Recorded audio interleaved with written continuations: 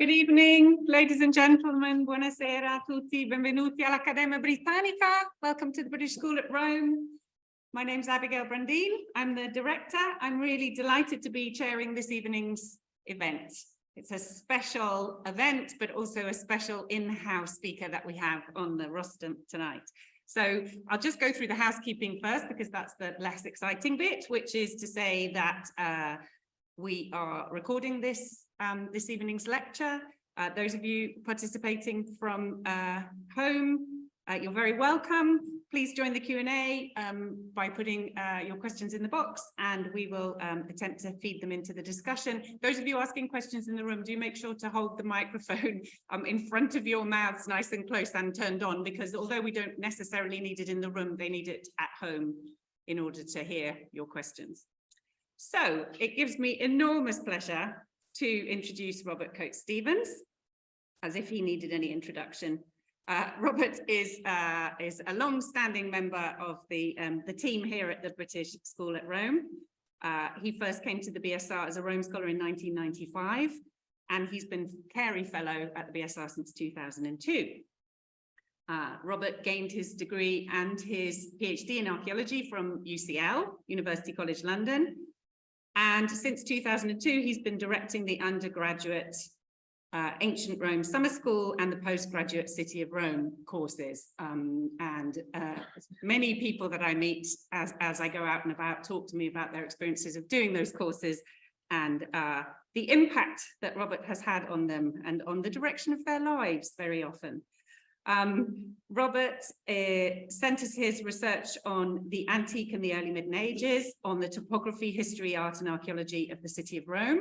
He's the author of 3 books on a range of subjects, and I counted 47 academic articles in print and a 48th, I believe, in press, or possibly now also in print, ranging across ancient and medieval archaeology and architecture, chiefly about Rome. And of course, Robert is well known to the by now very large cohort of over 500 graduates of the BSR's taught courses. His students will know very well what a wonderful educator and communicator he is. I've seen feedback describing his impact on his students as life-changing. So no pressure at all tonight, Robert, for the communicating that you're going to be doing.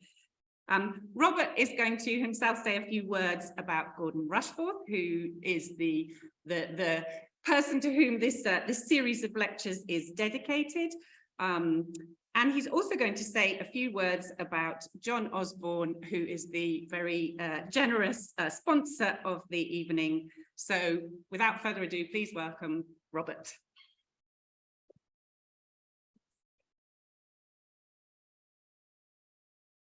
Thank you very much, Abby, for the kind introduction, which I'll try and live up to. Now, it's a great honor to give this lecture, since it brings together 2 wonderful BSR figures, the first director, Gordon Rushforth, and my old friend, John Osborne, who inaugurated this annual lecture on medieval Rome, and whose characteristic modesty led his name to be omitted from its rubric. Both scholars have made enormous contributions to the study of medieval Rome, and their interests overlap, most notably in 2 specific areas, Santa Maria Antiqua and its frescoes on the one hand, and on the other, the presentation and analysis of that inspirational description of the city's antiquities, Magister Gregorius's 13th century De Mirabilibus Urbis Romae. And here we see Rushforth as a young man in around 1900, when he was in Rome, looking suitably Byronic. And speaking of which, here's John as a young man, towering then as now above his contemporaries, second from the left, at a fancy dress party at the BSR, although this being 1979, perhaps it's not actually fancy dress. Although, no, John did tell me that this was St. Valentine's Day, and somebody had worked out that it was the 50th anniversary of Al Capone's St. Valentine's Day massacre. So that explains the clothes, and it shows us that interdisciplinary study was still a thing at the British School even then. But to return to their scientific output, my lecture tonight will bear on the second of the scholars' interests, the marvels of the city of Rome and the reception of such marvels in medieval texts and the medieval imagination. And here on the right is the BSR's very well-used copy of John's translation.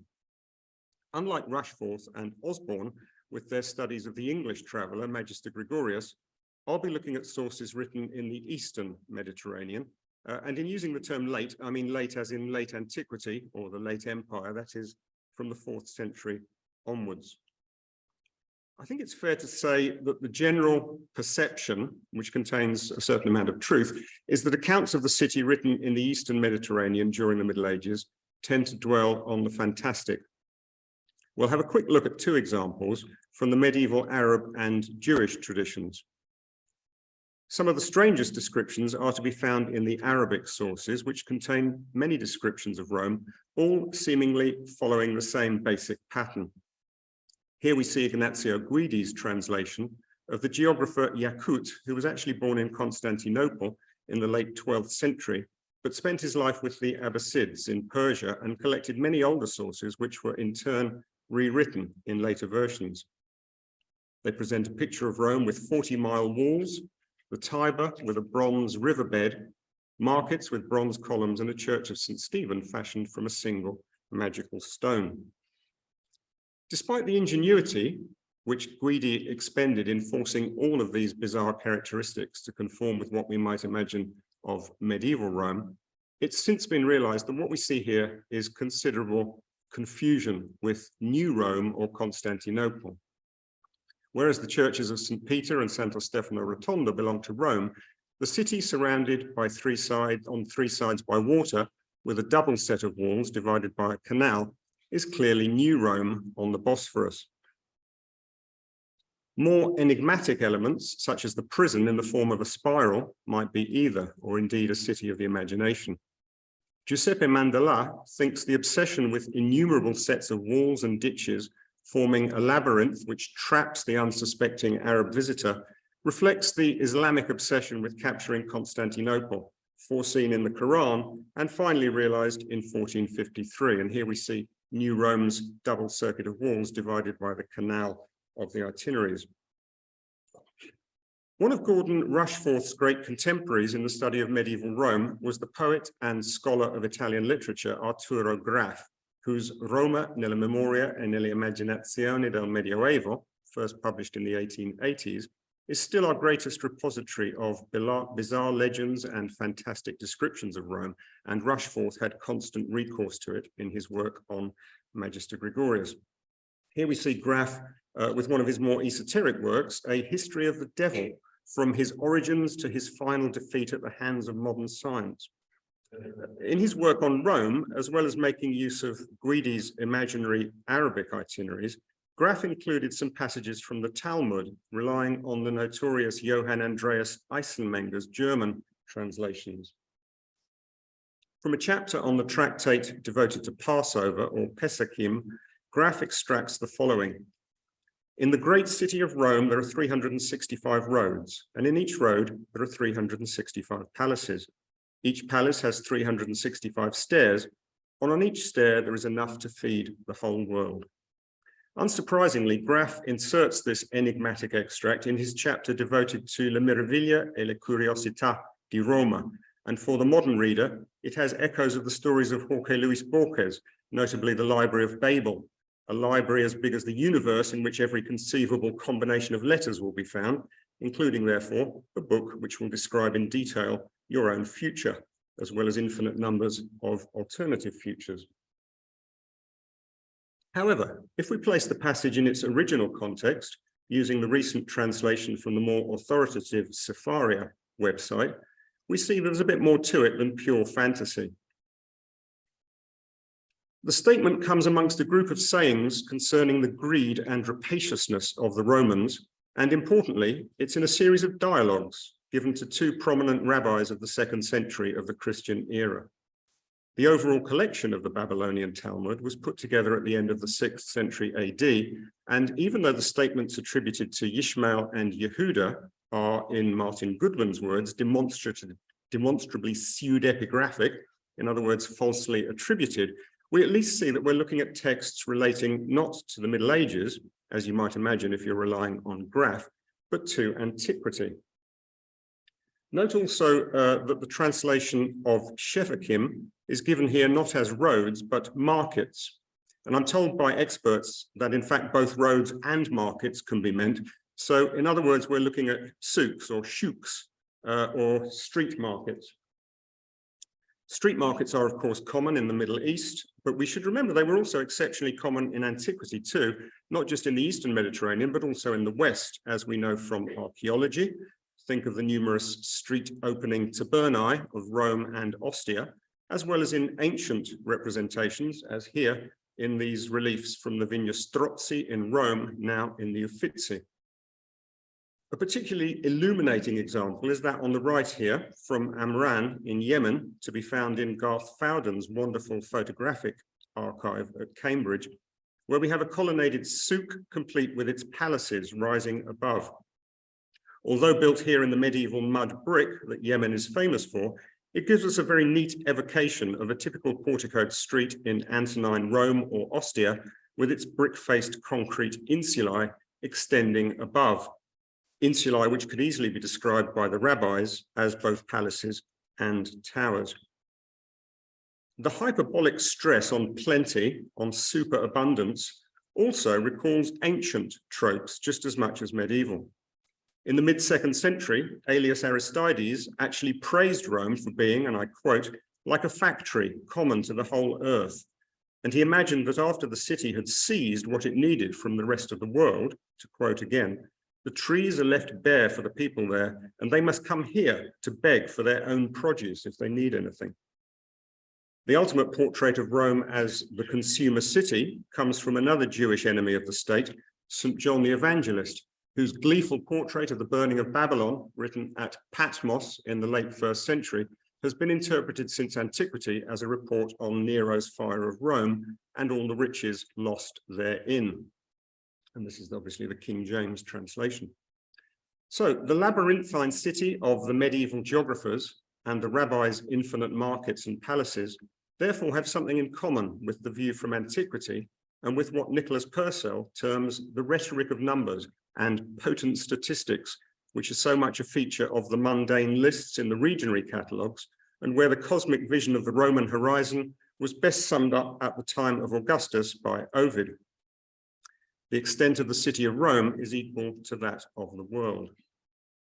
So what we'll need to have constantly in mind as we move on now to consider two specific monuments and their representation in the Eastern texts is that, as with the Talmud and the Arab itineraries, the medieval descriptions of Rome, whilst they occasionally confuse the capital with other cities, are not always quite so fantastical as we might at first suppose, or at least they're no more fantastical than some from the classical era. And also, the information they provide is sometimes not medieval at all, but goes all the way back to antiquity.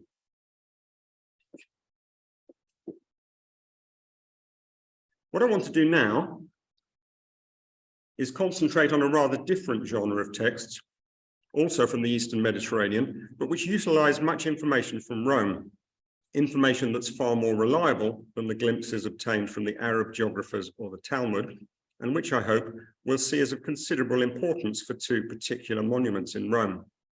These are the Many Chronicles, which set out to recount a universal history from the creation of the world to the present, whenever the present happened to be. In this process, chronicles were circulated, translated, excerpted, interpolated, and extended. The longest running of all is that of the Samaritans, who are still updating their own chronicle, which starts from Moses even today. And the photograph from 1905 shows the Samaritan high priest Yaakov ben Aharon with, I'm afraid, not a copy of the actual Samaritan chronicle, but rather the Abisha scroll, a manuscript of the Pentateuch believed at the time to have been written in the Bronze Age by Abisha, Aaron's great-grandson, but which has since been redated to the 14th century. And to the right, an Armenian translation of Michael the Syrian's chronicle, which ends in around 1180. The most influential Christian chronicle of the Middle Ages was that of Eusebius, which was written in the early 4th century and completed in AD 325. It's an enigmatic document, chiefly because, as Richard Burgess points out, although it's one of the most important texts of Western literature, not a single folio survives. We know from later versions and excerpts that it was a two-part work consisting of a prefatory volume, which Eusebius called an epitome of universal history, and which is known to us from an Armenian translation. The most important and influential component of the project was what Eusebius called the chronikoi canones, which were chronological tables synchronizing the numbered years as reckoned by the various nations or civilizations. And here we see a reconstruction using the two principal translations into Armenian, which here in Schoen and Petermann's edition of 1866 is given in Latin, fortunately, and the real Latin of Jerome Hieronymus on the right, who translated and updated Eusebius in the 380s, and we'll be looking in more detail at Jerome's version later on. On the far left, we see what has been reconstructed from the later Greek testimonies of Eusebius's original historical notes, which would have been inserted in the individual columns, which you have to read at the top, or chronological framework of years calculated from the birth of Abraham, and also according to the Assyrian, Hebrew, and various Greek reckonings. And Jerome here has inserted all of his historical events in the chronological tables. And on Schoen's edition, what you have to do is make the italic letters correspond with the date. So not to worry if you can't read all of this, because it's a rather blurred slide, but the important thing to take away is that it's quite complicated. So on this page, for example, we see that sometime between the foundation of Cyrene by the Thebans, according to Eusebius, but Jerome's corrected that to the Therans, and that's in 1255 of Abraham's years, or 762 BC.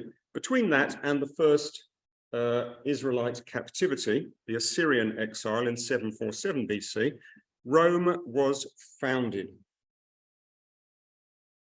or at least was founded, as they say, according to most of the Roman writers, during the 6th Olympiad, or to be precise, 755 BC, so 2 years earlier than usual. Jerome has decided there's not nearly enough information about Italy in the chronicle, and so he's added references to the murder of Remus with a pastoral shovel by Fabius, the Duce of Romulus, interestingly, plus the rape of the Sabine women and so on. If we then look to the table listing what must be the original Greek text of Eusebius, just here, we find a far more laconic reference to the beginning of Rome, when Romulus I of the Romans reigned, and significantly, we're reminded of his descent from Aeneas, who, if only a Trojan rather than a Greek, was at least not some barbarous Westerner. So as is obvious, even from the 1866 reconstruction here, Eusebius's project was an astonishing achievement of scholarship. When Michael the Syrian produced his own updated version in the late 12th century in what is now Malatya in eastern Turkey, he justly distinguished Eusebius's work from ecclesiastical histories, saying that it belonged to a genre of writing which the Greeks call chronographies, that is, descriptions of times. Amongst these brief historical notes inserted in the various chronographies, we find occasional references to monuments, at first in Judea, then in Greece, and finally, during the Empire, Rome. Here, for example, we find that in the year, the second year of the 139th Olympiad, which is 222 BC, there was an earthquake in Rhodes, which caused the great Colossus, the Megan Colosson, to fall. Now, the Colossus of Rhodes is something of a mainstay in the chronicle tradition, and since it will eventually lead us directly to Rome, we first need a little bit of background. Erected in 293 as thanks to Helios for the repulse of Demetrius Poliorcetes' siege, this would later become the benchmark for all descriptions of Nero's Colossus in Rome. According to its inscribed base, it stood to a height of 70 cubits, which would make it about 107 feet or 32 meters tall. And by way of comparison, the Statue of Liberty, if you exclude her raised arm, measures 111 feet or 34 meters from her heel to the tip of her head, but a lot more if you add the torch. Many scholars believe that the most faithful imitation of the vanished bronze Colossus is this far smaller, mere life-size statue of Apollo Helios found at Santa Marinella in 1957. And to the right, we see William Blake's Angel of the Revelation, which was itself based on Renaissance evocations of the Rhodian Colossus bestriding the harbour. Importantly, although it's sometimes forgotten when we envisage the ancient wonders of the world, the Colossus of Rhodes only stood for 65 years, from its erection in 293 BC until 228, when it was thrown down by the earthquake recorded in Eusebius's Chronicle, whose date in the 39th Olympiad has been very slightly corrected using Polybius and inscriptions. This means that with the exception of a few 3rd century epigrams, all surviving ancient accounts of the statue were written when it was lying in ruins, piled up around the basement, with just the lower legs standing broken off at the knees. Pliny, for example, describes enormous cavities, vasti spacus, which yawn where the limbs have broken off, inside which are seen the great masses of rock used by the sculptor to steady the statue when he erected it. And he states that sed iacens quoque miraculo est, even lying on the ground, it is a marvel, which also reminds us that a romantic attraction for ruins is by no means a modern phenomenon. The ruins were finally removed in 653 AD when the Arabs, under the future Caliph Muawiyah, raided the island, and according to some of our medieval continuators of Eusebius's Chronicle, some of which were written very close to the event, gathered up the scattered bronze remains, had them shipped to Syria, where a Jewish scrap merchant bought them, loaded them onto 900 camels, and transported them to Edessa or Emesa. Here we see the scene imagined by Antonio Tempesta in 1608, with the notice beneath, not from a chronicle, but rather from Cosmas of Jerusalem, who was probably the closest source to the event. Writing in around 700 AD, he makes an intriguing chronological link between the great statue's ultimate demise and the murder of the Byzantine Emperor Constans II. And it's precisely in one of these post-Eusebian chronicles that we find this unique, enigmatic reference to a surprising revival of the statue during the long interval between its fall in 228 BC and its final destruction in AD 753. This is the Chronicle of John Malalas, which was assembled in the late 6th century in Constantinople, using a bewildering number of older records and texts, some known to us and others not. Arnaldo Momigliano deemed Malalas to be, and I quote from the OCD, uncritical, confused, and often childish. But he graciously conceded that his popular language, his interest in local traditions, and his desire to appeal to the semi-educated Christian are in themselves extremely significant. And you can see that Momigliano has done his best here to absorb the necessary Oxbridge degree of superciliousness. Malalas is the unique source for an apparently successful attempt to raise the Colossus by the Emperor Hadrian in the early 2nd century. As we see here, Hadrian restored the Colossus of Rhodes, which had fallen as the result of an earthquake. To re-erect it and to put it in its place, he spent 3 centenaria, that's 300 pounds of gold, on machinery, ropes, and workmen, according to his inscription, recording the time and the expense involved. Now, if true, this would be the only record of a gargantuan work by an emperor who is otherwise extremely well documented in terms of his building projects. One would have thought that an apparently successful attempt to revive one of the wonders of the world would have excited a little more interest in our many contemporary sources. The few scholars who've mentioned this unusual reference either write it off as implausible or else suppose it was an unrealized project, which would not explain Malalas's curiously detailed mention of an inscription. Only Paulo Moreno, in his wonderful book on Hellenistic sculpture, actually accepts that the project took place. But I think there's another explanation, and one which leads us finally to Rome and her own wonders. This relates to the fact that our late Eastern sources, that is the chronicle tradition, tend to confuse the Colossus of Rhodes with that of Rome. This statue, you will remember, was an equally monstrous production. At 120 feet tall from feet to crown, according to contemporary sources, it was even taller than the Greek statue, and one writer even went to the trouble of recording that the rays of the crown measured 22.5 feet. What's more, it stood for far longer, from 70 AD, when Vespasian had it erected on the summit of the Velia, where Santa Francesca Romana now stands, until sometime after 354, when we have our last contemporary reference to a ceremony whereby the statue was crowned every year on the 6th of June. So how do we know that our Eastern Chronicles were mixing up the two statues? First of all, and probably going all the way back to Eusebius's Chronicle, they claim that Vespasian in AD 70 set up not the Roman Colossus, but the Colossus of Rhodes. And here, all of these references are from the reign of, or referring to the reign of Vespasian, and they are the testimonies of George Syncellus, the Chronicon Paschale, and George Cedrenius. And at this point, I should add that whenever we see a correct translation on the screen, it's thanks to Ed Bispam and Costas Paniotakis, but whenever it's replete with errors, that's all my own work.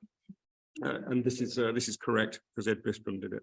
Again, when Commodus later substituted his own head for that of the Roman statue, which is a staple of the reliable Western tradition, in Dio and the Historia Augusta, the Eastern tradition claims that this occurred not in Rome, but rather with the statue in Rhodes. So if we assume, therefore, that Malalas, like all of these chroniclers, was also confusing the Colossus of Rhodes for that of Rome when he wrote of Hadrian's restoration, and therefore that the project took place in Rome, what then would the restoration have entailed? Well, in fact, we do have what I think is an extremely close corroboration. This is the great project described here in some detail by the Historia Augusta, whereby Hadrian moved Nero's Colossus from the site of the Velia, where he was to build the Temple of Venus in Rome, down to the position where it stood for the rest of its long life, next to the amphitheatre to which it would eventually give its name, the Colosseum. This is described as a pharaonic task in the Roman text. The emperor used a contraption pulled by 24 elephants to transport the standing statue the short but steep distance. And one imagines something similar to the famous project to shift the Vatican obelisk from the sacristy to the center of Piazza San Pietro, in our case with the architect Decrianus in the role of Domenico Fontana. Although with the Colossus, the statue was transported in a vertical position, as we see here with Michelangelo's David in 1873, and the Statue of Liberty here is seen before its move to New York. In all of this, one thinks back to Malalas's description of a project requiring machinery, ropes, and workmen, and the stress on time and expense. In short, I think it's fair to apply the Greek description to the Roman project. The final, and I think decisive, factor that proves we're looking at two descriptions of a single event is the version of Malalas's Rhodian view that we find in the slightly later Chronicon Paschale. Here again, the writer associates Hadrian with the Colossus of Rhodes rather than Rome, but the precise expression used is the Colossus in Rhodes was first moved, ekinethe, during the reign of Hadrian. So, to conclude on the first of our Roman monuments, it's true that even if we accept the idea that Malalas is speaking of the Roman rather than the Rhodian Colossus, we haven't actually discovered an entirely new building project in the city. But we do now have a considerably amplified account of the great campaign to move the Colossus.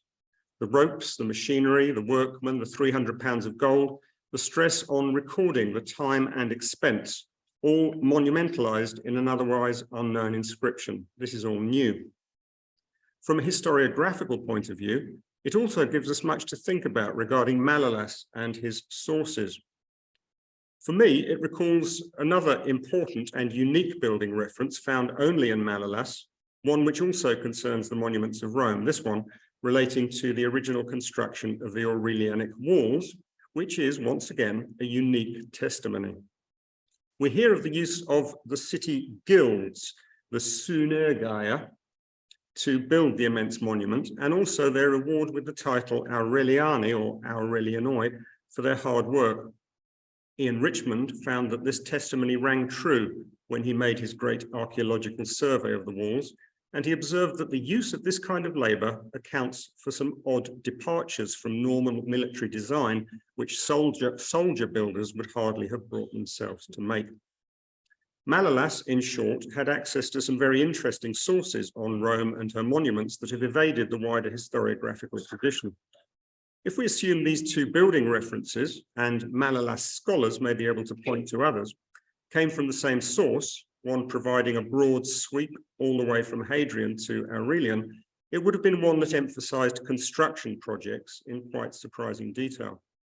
Finally, for our current topic, it reminds us of the potential that our late Eastern sources have for the wider record of the monuments of Rome, and also that the so-called fantastical medieval tradition, uncritical, confused, and childish as it may be, can, in Avril Cameron and Judith Heron's, as they observe for similar texts in Constantinople, often be reliably sifted and made useful. Now, all of this brings us to our second Eastern reference to a Roman monument. Returning to Eusebius's Chronicle, we find this striking entry under Domitian, which, with one brief exception, has excited little or no comment in the scholarship on Roman topography and architecture. Tote kai axulon naon okodomesen. He constructed a temple without wood. The Greek of Eusebius's original text, which you'll remember does not survive, has been inserted by Schirner here using George Syncellus, who we've already encountered regarding Eusebius's confusion over Vespasian and the Colossus of Rhodes. Syncellus used vast chunks of Eusebius when he drew up his own chronicle in around 800 AD. That this reference was in the original Eusebian version is also shown by its presence in the Armenian translation, which is given here in Latin, and Jerome's version on the right, which, as we saw, updated Eusebius in Latin in the late 4th century. And it has the same phrase, Domitianus templum sine lignorum admixtione construxit. And it's been accepted as a genuinely Eusebian testimony by such specialists as Helm and more recently Brugnoli. The same notice is then repeated in many later chronicles, not only Syncellus, but also the Chronicle Paschale, and even, as we see here to the left, in the great Arabic chronicle, Kitab al-Unwan, compiled in the 10th century by the Melkite Christian Agapius. And here we see it in Vasiliev's French translation, and also by the late 12th century Michael the Syrian, here without the Syriac, in Chabot's translation. By this time, the Naos has received the sobriquet Le Temple sans bois, and you'll just have to imagine the Syriac. As I said, there's been hardly any comment, let alone discussion of this reference in the modern bibliography, although we'll shortly be meeting a medieval commentator who did notice it and made an interesting deduction. Where Eusebius may have found this gnomic statement remains a mystery. So, which woodless temple does it refer to? It must be a monument in Rome. By the time we reach the part of Eusebius's Chronicle devoted to the Empire of the Romans, the only building references concern monuments in the capital, notably the Capitoline Temple, the Colossus, and the walls. The very few exceptions, Hadrian's libraries in Athens or the burning of Alexandria's Serapeum under Commodus, always specify the city if we're outside Rome. Now, it's just possible we could be looking here at a reference to the Capitoline Temple, which most authorities agree was given a marble portico for the first time in Domitian's rebuild of 81 AD. That is, marble columns and architraves. But this doesn't really work because obviously the temple roof was still going to be made of vast timber trusses. No one's ever suggested the temple was a vaulted building. The Templum Gentis Flavia in the slides is another possibility, although we don't know for sure what form the structure took, since not an atom of the building survives, and nor is its location absolutely certain. Some scholars, notably Kenneth Scott in his book on the cult of the Flavians, John Moore Perkins, and more recently Filippo Corelli, have supposed from the language used by Martial and Statius to describe the monument in their poems that it was a domed building, and we see Corelli's proposed plan on the right, which I think was carried out with some help from the British School Geophysics Department. But others imagine a traditional pitched roof temple, perhaps located in a porticus that was partially demolished for the baths of Diocletian. And to the left, the plan proposed in Carafa's and Carandini's Atlante, which is based on Candilio's research. However, I think the most obvious candidate is the Pantheon, which, as we know from Dio, was one of the monuments destroyed by the Great Fire of 80 AD, and which, according to the chronographer of 354, was rebuilt by Domitian, along with much of the Campus Martius, including entirely new structures like the Stadium, the Odeum, and the Porticus Divorum. It's in Christian Hulson's update of Jordan's topography that we find the only cautious suggestion of this identification. In a short footnote referencing the Domitianic restoration, he inserts our Eusebian notice, but using Jerome's Latin, and he asks, hierher gehört, does it belong here? Needless to say, this question has not been repeated in any subsequent topographical literature, and certainly not by the Lexicon Topographicum of the 1990s. And I have to confess that I only found it thanks to Filippo Corelli, who we'll come back to shortly. As with many of Domitian's buildings in the capital, nothing survives of his Pantheon because it was struck by lightning under Trajan and subsequently rebuilt by Hadrian on the massive scale which we know today.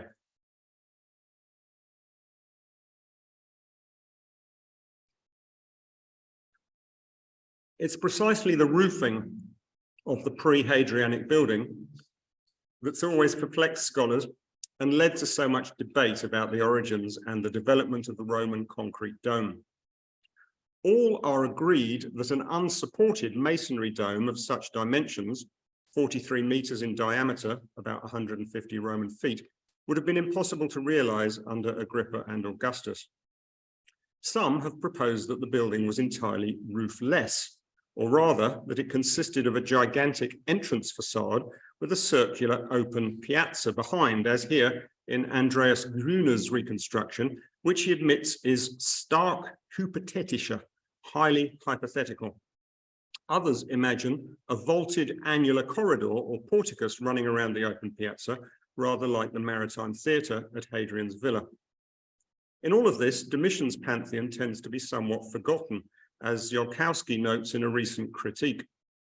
He follows Lanciani and Blake in attributing at least the coloured marble paving discovered beneath the Hadrianic Rotunda to the rebuilding of the 80s AD, but he admits that our knowledge of the building's superstructure in this phase remains a complete mystery. In the light of Eusebius's chronicle, however, I think it's worth reconsidering the role of Domitian in the Pantheon's transformation from Agrippan simplicity to Hadrianic technological complexity. Architectural historians have long been fascinated by the scale, variety, and experimentation of Domitian's building program in Rome. John Moore Perkins, for example, considers the emperor's chief architect, Rabirius, to have been the more important innovator with respect to his successor, Apollodorus of Damascus. It's precisely his vaulted architecture that has excited most interest. The admittedly small halls of the Domus Augustana on the left here are, according to Ward Perkins, astonishingly advanced for their date. In considering Martial's and Statius's reactions to this architecture, William MacDonald observes that the vaulted imitations of the heavenly ark invited the celestial analogies of the poets.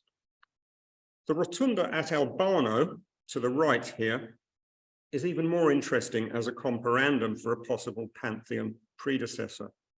This, which like the Pantheon was later converted into a church of Santa Maria Rotunda, originally served as a nymphaeum in the grounds of Domitian's villa. As we see in Tortorici's plan here, it's square on the outside but round internally. The building has an oculus and a concrete dome, which at 16 meters in diameter is just over a third of the Pantheon's, with careful selection of aggregate laid in strata without ribs or arches. Interestingly, its internal proportions, like the Pantheon, follow the volume of a perfect sphere. The diameter is the same as its height from the floor, or as Lurk and Martinez observe of the Pantheon, we see here Archimedes' sphere and cylinder contained within the rotunda.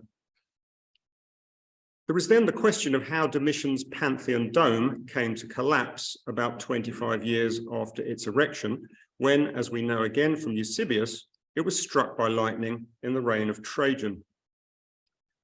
Of course, when our single source for the collapse of a prominent pagan temple is an aggressive Christian polemicist intent on demonstrating that the heathen oracles cannot even protect their own shrines, we should be a little cautious in accepting the cause of the disaster as divine retribution from the heavens. But if we are to take Eusebius's account to the letter, it's worth pointing out that he says nothing about a fire. This has become a commonplace in the standard archaeological literature on the Pantheon because scholars always rely on Jerome's Latin translation, which we see here has fulmine concrematum, which is copied word for word by Orosius.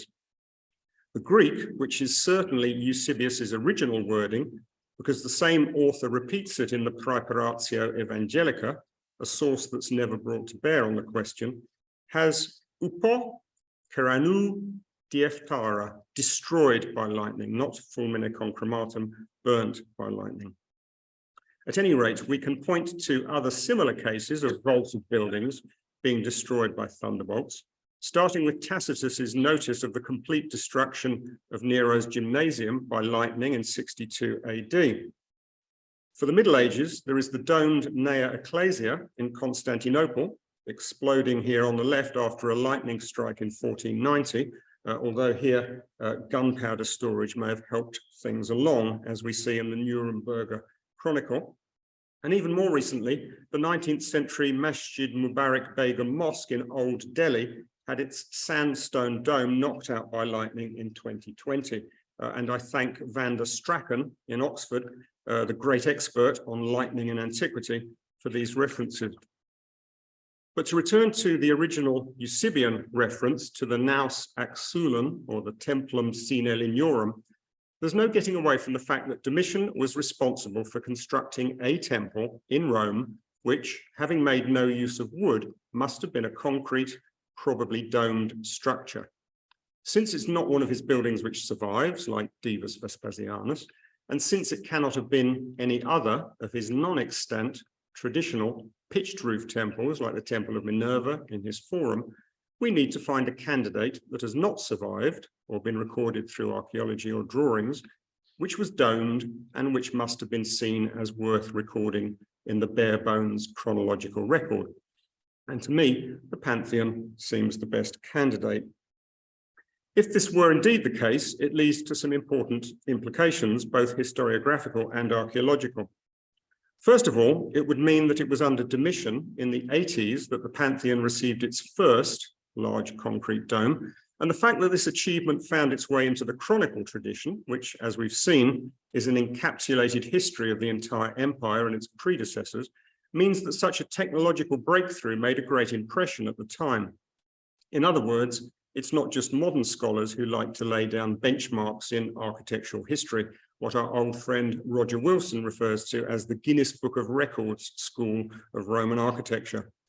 It fits with the ancient need to record such advances as Rome's first marble temple, as Velius Paterculus and Jupiter Stator in 146 BC, or to marvel at prodigious building materials, as Pliny and the gigantic, still unmatched beams of the Dirigitorium. Another implication of this interpretation is that it would help to explain something that's again perplexed, or rather disappointed, historians.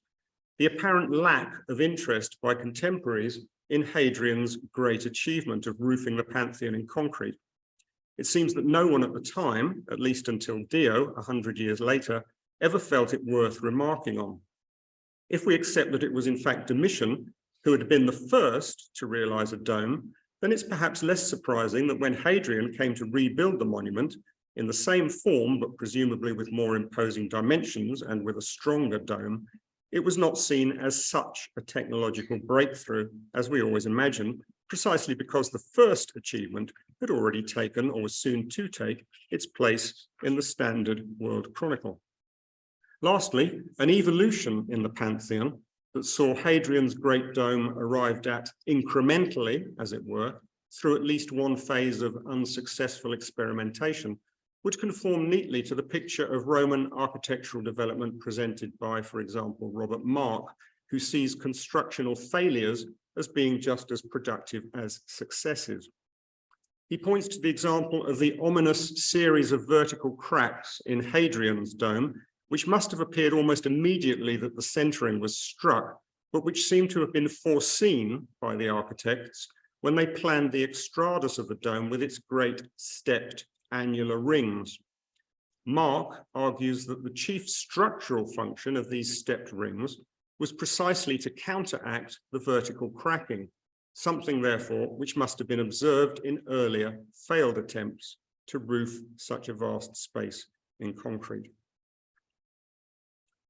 I said earlier that with the exception of Christian Hulson's footnote, our Eusebius Jerome reference had not received any notice in the modern scholarship on Rome, let alone in the surveys of the Pantheon. I've now learned that there is one other exception, and it will come as no surprise to any of you that this is the Don of Roman topography, Filippo Corelli.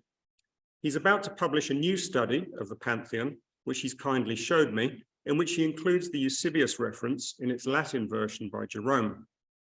He too believes it refers to the Pantheon, but his reading is somewhat different because his interest is specifically in the Augustan Pantheon, in other words, the first building of Agrippa. For Corelli, the reference to no parts of wood is not so much an expression of amazement at the sheer novelty or bravura of building any temple in concrete and roofing it without wood, but rather a specific proof that the pre-Domitianic monument did utilize wood. In other words, for Corelli, this is definitive evidence that the Pantheon of Agrippa was not a simple open piazza or hypaethral portico, but in fact it had a roof, but a roof of timber.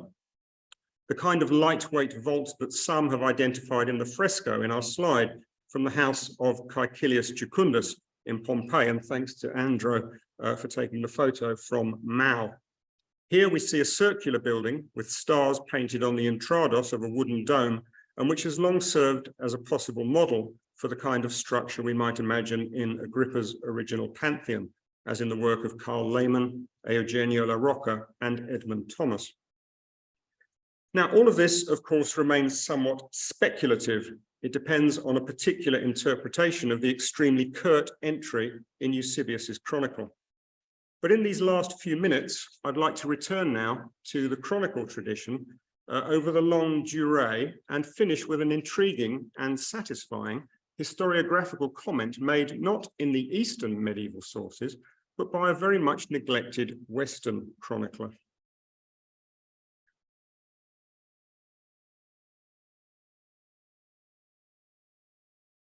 As I was tracking Eusebius's original text through its numerous iterations, I came across some curious annotations in the earliest surviving manuscript of the most influential of Eusebius's continuators.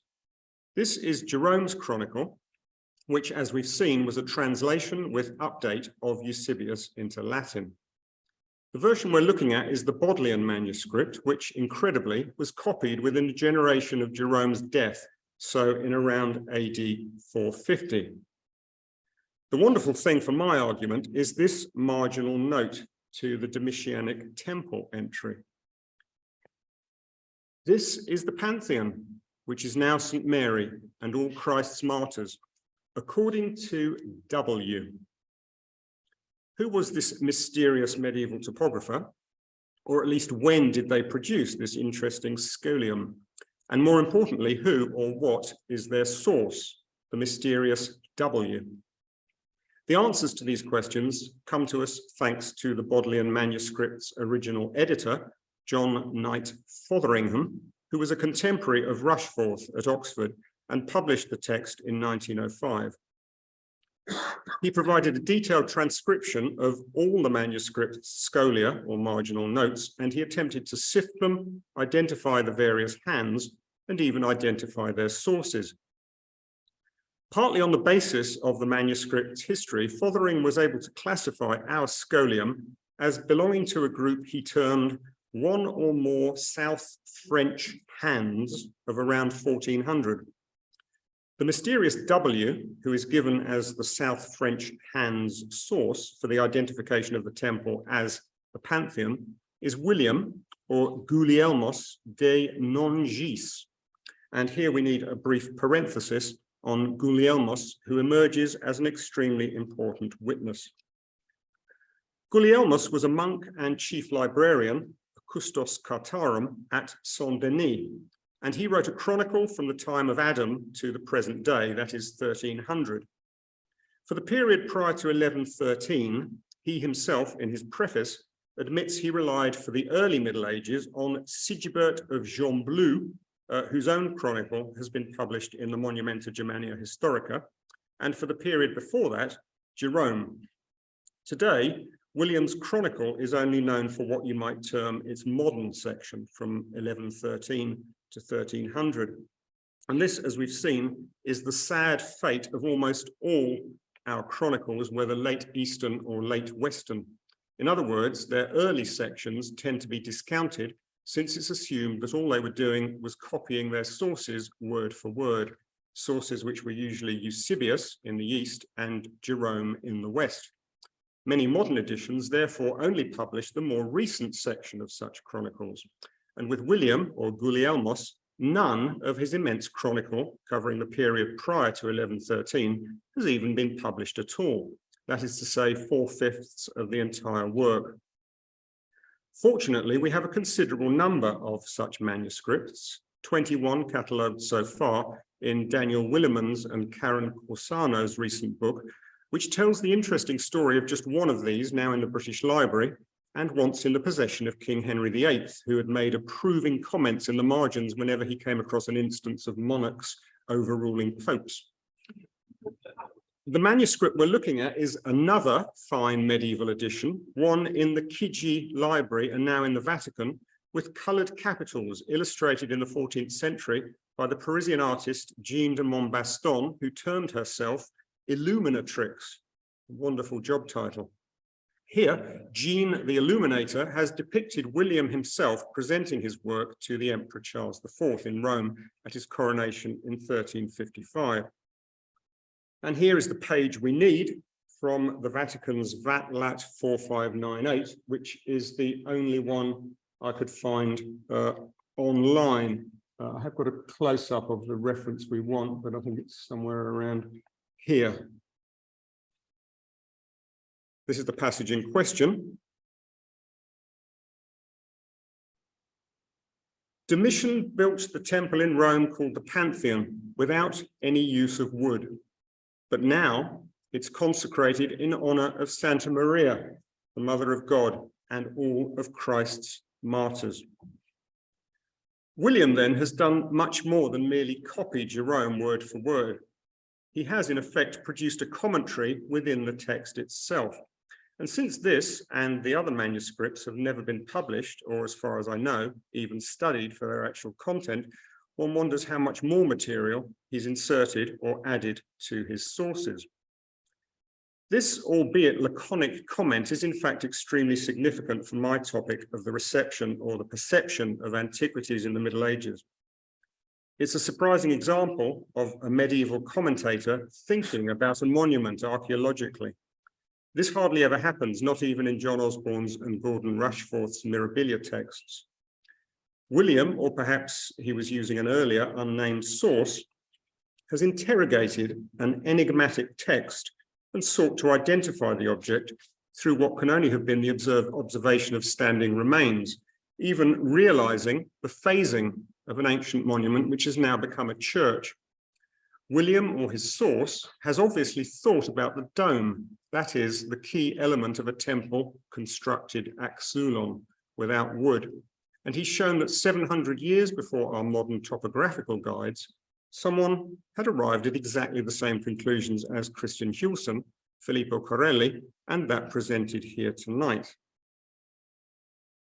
So, to conclude, the most welcome words in any lecture, and to accompany us in our conclusion, we have this fine image of Eusebius himself on the left, with Ammonius of Alexandria on the right, from the late 6th century Rabbula Gospels, now in Florence, written in Syriac.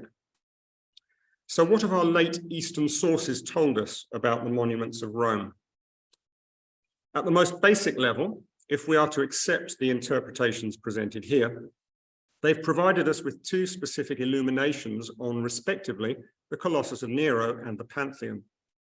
John Malalas has preserved information from a previously unknown Hadrianic inscription to the previously known campaign to move the Colossus.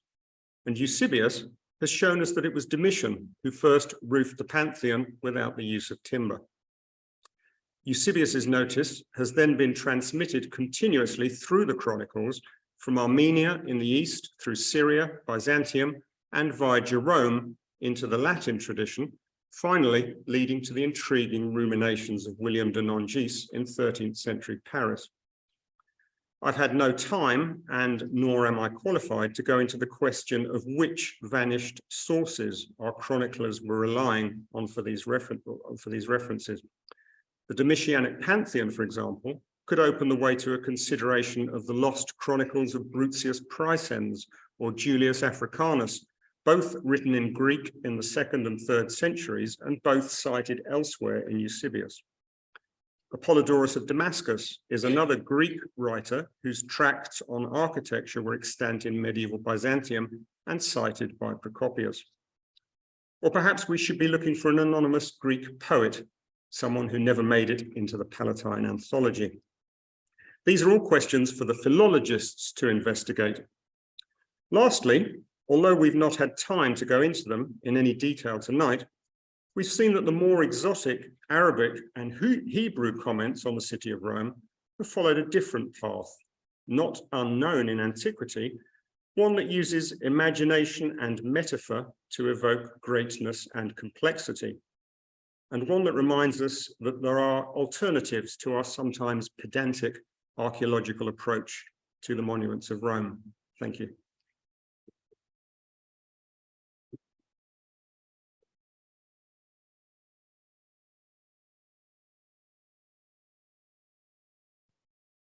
Thank you so much, Robert. That was extremely erudite, incredibly learned, careful construction of an absolutely clear trajectory through some really complicated sources. I mean, one of my takeaways was the sort of linguistic tenacity that you have to have, but also, I mean, just approaching that 19th century edition of where do you start? I mean, as a user-friendly text, that is not. So that was extraordinary. And I really liked this notion of a kind of incremental Rome, which is then lost in the subsequent tendency to see moments of grandiose reconstruction or renewal, which are in fact politically motivated or motivated for some other reason. That was amazing, brilliant. So we can start the questions perhaps in the room. We should have a roving microphone, so who would like to start? And I think for the purposes of this evening, we can take questions in Italian or English, and we can always summarize Italian language questions if needs be.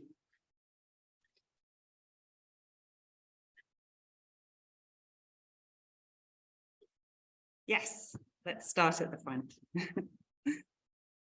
Hi, thank you for that. It was very fascinating. I was going to ask, what do you think the sources were trying to do by depicting the Roman Colossus, so to speak, as the Colossus and Rhodes. Oh, the Colossus of Rhodes. I don't. You need to go. I don't think they were necessarily doing it on purpose. I think they just didn't understand. I think that if they saw a reference to Colossus, they thought it had to be their Colossus in the sources that they were looking at. I suppose, yes, are you suggesting that they were doing it on purpose, that they were boasting that their own Colossus was the one in the sources? I think there's one possibility that in fact, I've thought about this before, that the confusion seems to start after both of the Colossi had fallen. It's a bit of a tricky question, this, because it's hard to know whether Eusebius's original lost version did it as well. But we don't have any surviving examples before the Chronicon Paschale, I think, that clearly that can be dated and confuse them. And that might even, although that's a bit of a circular argument, it might even mean that you can date the collapse of Nero's Colossus, which is not otherwise known, by the date when they start confusing them. Because if you've got two monuments that have gone, you don't really know what you're doing. So yeah, that's all I can suggest.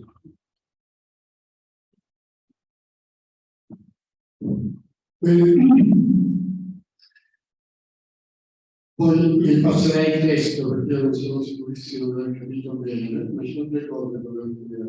Vabbè, questo del signor Ignoro, una missione, è una cosa straordinaria che succede a tutti. Quindi bisognerà pensare bene. Però, per esempio, quella costruzione di Grena è uscita da poco, io non la conoscevo. I think it was in una collezione di articoli di un convegno tedesco 5 anni fa, ma non è ben diffuso. Quanti anni fa? 2009 mi pare, non mi ricordo. 2009. 2009. No, perché lui chiaramente ha visto lo scavo recente della facciata e poi ha collegato questa con la vecchia idea di un Pantheon di Augusta che invece non sarebbe stato coperto ma solo scelto. Sì. Vabbè, domando soltanto, siccome noi conosciamo il pavimento in questa fase, che è un pavimento nel marmo più costoso dopo il posto, cioè il pavolazzetto. Se conosci un pavimento da un assetto all'aria aperta. Yeah, exactly. Io non le conosco.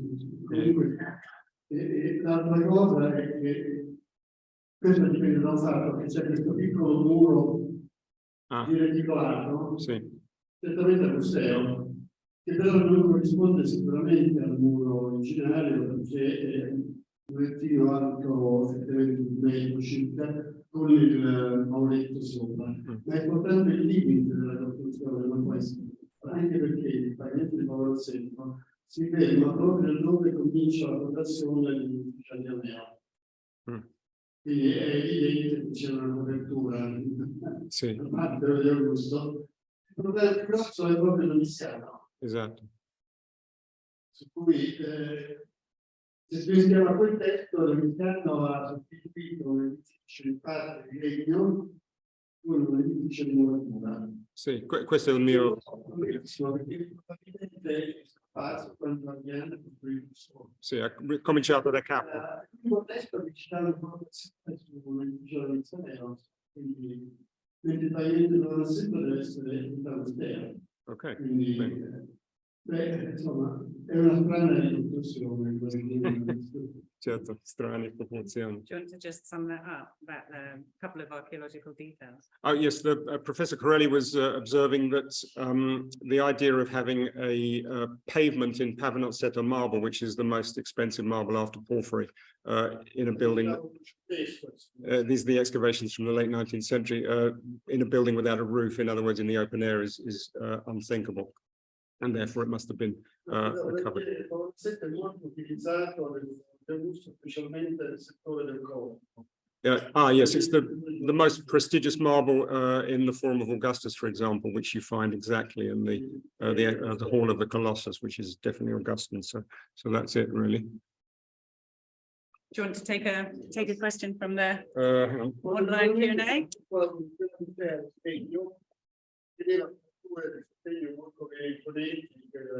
Sì, di piloni o qualcosa, sì.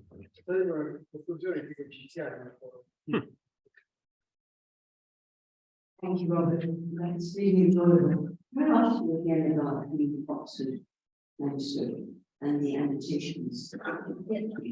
Again. I don't know, Pepper, can we put the Just slide leave, back? Okay. It's just on the right about W. No, no. Okay.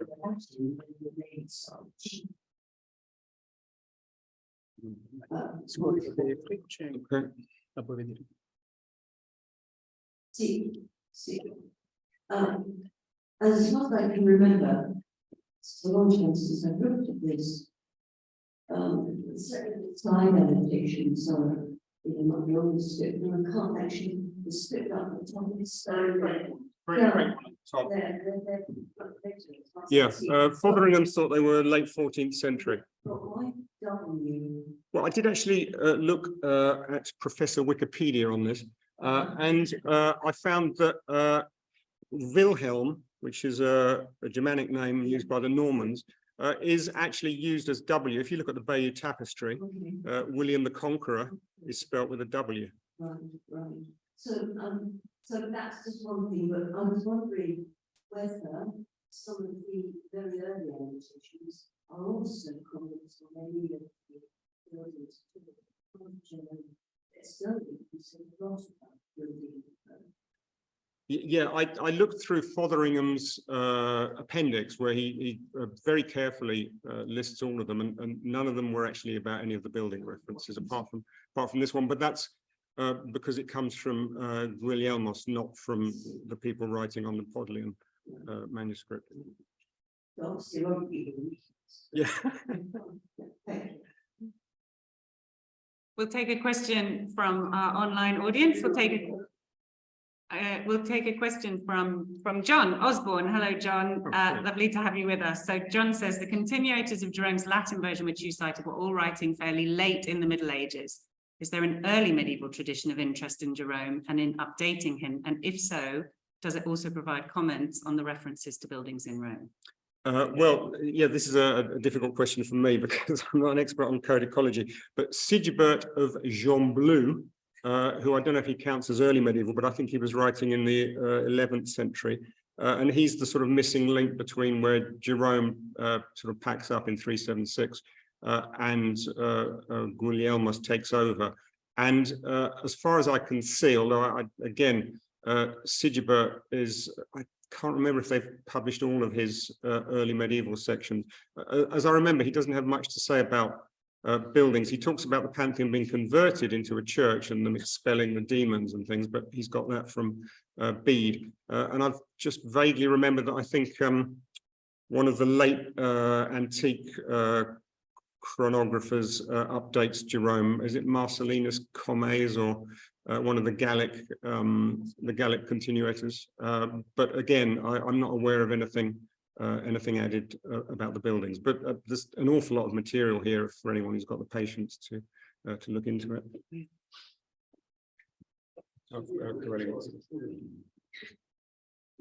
C'è un piccolo problema, cioè il Pantheon si sarebbe incendiato 2 volte, uno nell'80 e l'altro nel intorno al 110, poi non si è più incendiato mai, i successivi 1900 anni. È un buon indizio per pensare che ci fosse molto legno. Però allora si sarebbe anche il fulmine avrebbe incendiato il Pantheon veneziano e sarebbe stato già di muratura. Questo è una piccola difficoltà, perché poi non si è mai più incendiato. Yeah, other people have mentioned this to me. Fabio Barry and Edmund Thomas both say, how can concrete buildings be demolished by lightning? But Van der Stracken has assured me that there is no problem at all with this.